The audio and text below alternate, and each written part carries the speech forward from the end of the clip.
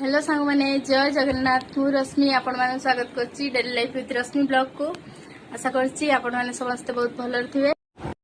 देखि पारथुए सकाळ सकाळ उठी आज मु फुलहारटी गुंथि देथिली।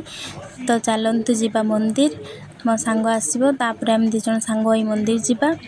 चलंतु आज कोन पाई मंदिर जाउछु तो आपण माने वीडियो टिके ससाय देखंतु जानि परिबे। तो आबे हमें बाहर जाइथिलु मंदिर जावाई। तो देखि पारथुए हमें मंदिर जाउछु। तो हम पिलाटी हिंदी पूजा करूछि ठाकुर को। तो एठी मंदिर सफा सफी होतला। तो तापरे नना आसिले तारे पूजा करी आसिलु। देखंतु आगु नना आसि जाइथिले एबे आसी पूजा करथिले। पूजा कर सारी तापरे हमें घर को आसिलु।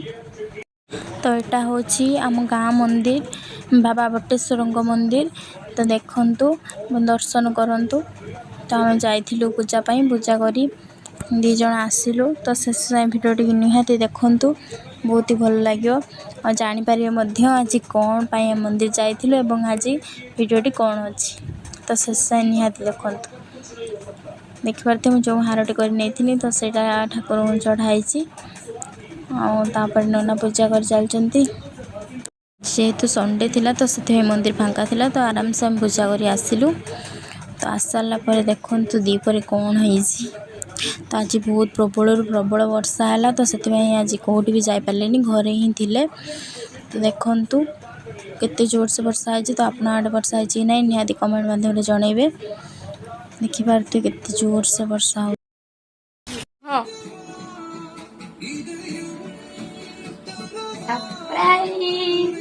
तो आज हूँ मोर जन्मदिन तो से मो सांग आसी आपण मान देखो चलतु।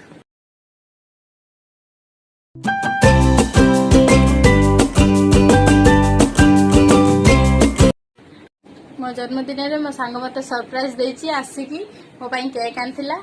चलंतु बच्चाया कोन कहूछि। Happy birthday my bestie and lovely friend. आपण माने भी ताको विश करंतु आशीर्वाद करंतु ढेर सारा अभिनंदन जनांतु।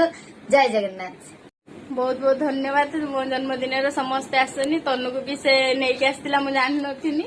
मु सुई पड़थिनी आसी मते डाकिले तापरे केक कटिंग हैला। तो एबे से मामे टी फोटो शूट करछे रील्स बनौछे आपण माने एन्जॉय करछे।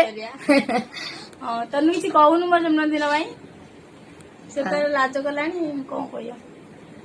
मो जन्मदिन पाई आपण माने समस्त मते विश करंतु आशीर्वाद बहुत सारा करंतु। तो मो जन्मदिन रे समस्त मो सांग माने और फैमिली मेंबर समस्त को बहुत बहुत धन्यवाद जो माने मते विश करथिले। तो मते ब्लॉग शूट करिया रे प्रॉब्लम करोचे तन्नू दउ नाइ मते हंसौची। आज जेहेतु दिन सारा वर्षा होतला तो से आम कौट भी जाई पारना घरे थिलु। तो से अधिक किसी ब्लॉग शूट कर पार नाही। तो जहाँ भी किसी करी आपण मान देखेबी। आ एठी देखंतु बैक कैमरा कर देखौची मु ब्लॉग शूट कर से माने केमती होउचन रील्स बनौचन एठी। आशा करछि आपण मान को ए वीडियो बहुत भल लागिथो। तो लाइक शेयर सब्सक्राइब करिया जमा भी भूलिएनी कमेंट भी मते करिवे। तो रहिली जय जगन्नाथ।